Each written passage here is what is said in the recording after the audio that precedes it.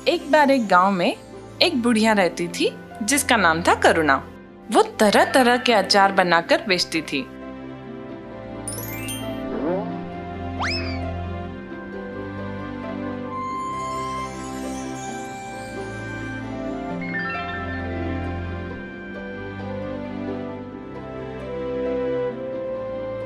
करुणा का स्वभाव बहुत ही अच्छा और मददगार था।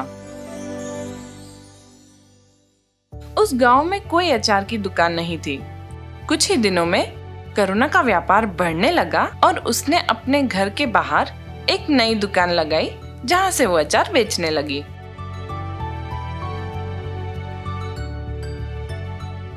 रोज की तरह करुणा अपनी दुकान में अचार बेच रही थी जब वहां एक विघ्नेश नामक व्यक्ति आया।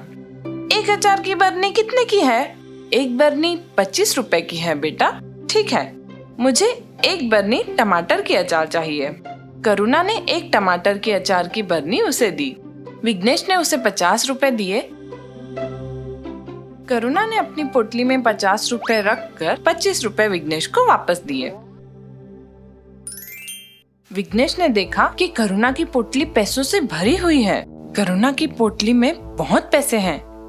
किसी तरह मुझे वो पोटली उससे छीननी होगी, लेकिन कैसे? उसने सोचा कि मैं करुणा से पानी मांगता हूँ। करुणा पोटली रखकर विघ्नेश के लिए पानी लेने गई। करुणा के वापस आने से पहले मुझे वो पोटली लेनी होगी। जैसे ही विघ्नेश ने वो पोटली लेने की कोशिश की, तभी करुणा वापस आ गई। मेरी पैसों की पोटली क्यों उठा रहे हो विघ्नेश?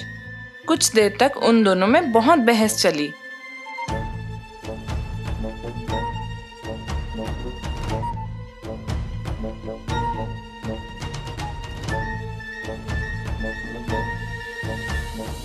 और विघ्नेश ने कहा, अब ये पंचायत ही तय करेगी कि ये पोटली किसकी है।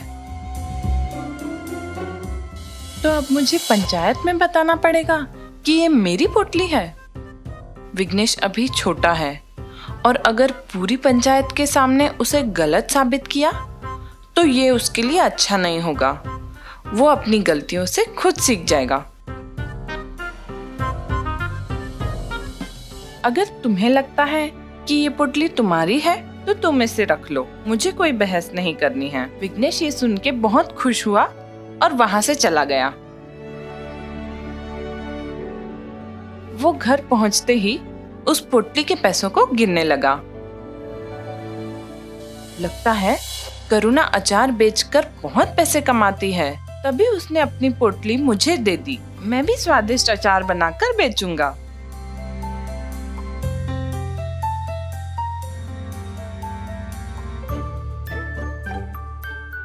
अपने पैसों में करुणा से चुराए हुए पैसे जोड़कर उसने नई सामग्री लाई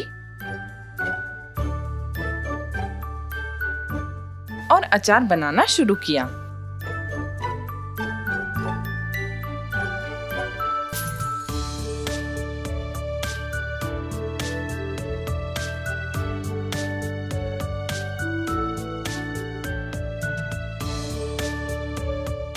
करुणा की दुकान के ठीक सामने विघ्नेश ने अपनी दुकान लगाई।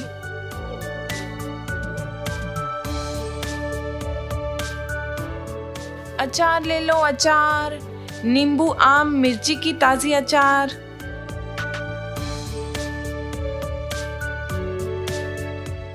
करुणा ने ये देखा कि इसने मेरे पैसों से अपनी दुकान ठीक मेरी दुकान के सामने लगाई है, लेकिन फिर भी करुणा के जो ग्राहक थे वो उससे ही अचार लेते थे।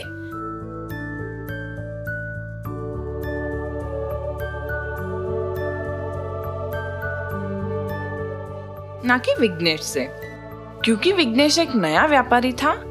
लोग उसकी दुकान से अचार नहीं ले रहे थे और इसके चलते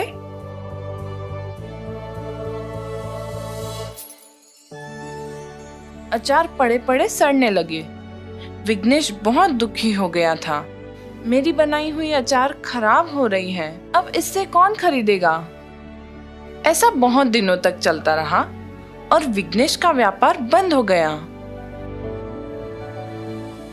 विघ्नेश के पास खाने के लिए भी पैसे नहीं थे।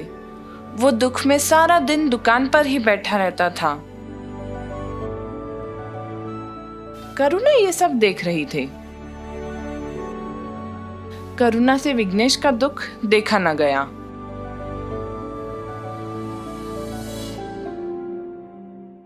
और वो उसके दुकान पर गई।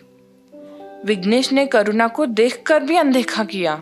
विघ्नेश, तुम क्यों दुखी हो? तुम अचार की बरनियां बदल क्यों नहीं रहे हो? विघ्नेश ने करुणा को पूरी बात बताई। चिंता मत करो विघ्नेश, इस बार मैं जैसा बताऊंगी वैसे ही अचार बनाना। मैं तुम्हें अचार की पूरी सामग्री खरीदने के लिए भी पैसे दूंगी और जब तुम्हारा व्यापार फिर से चल पड़ेगा तब तुम मुझे मेरे पैसे लौटा देना। मैंने आपकी पोटली चुराई, आपकी दुकान के सामने अपनी दुकान लगाई और आप फिर भी मेरी मदद कर रही हैं। मैं ऐसा बुरा बर्ताव फिर कभी नहीं करूँगा।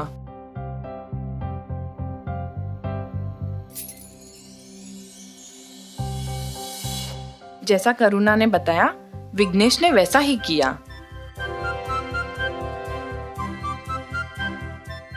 और जल्द ही उसका व्यापार बढ़ने लगा।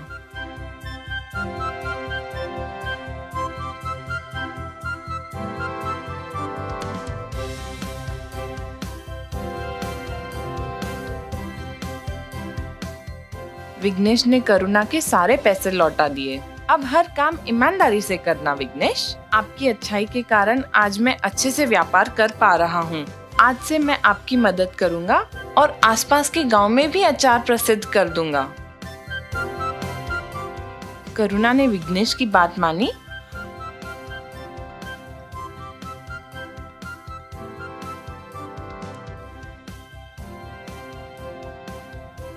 और अचार आसपास के गांव में बहुत प्रसिद्ध हुई। इससे उन दोनों को बहुत फायदा हुआ और वे दोनों हंसी खुशी रहने लगे।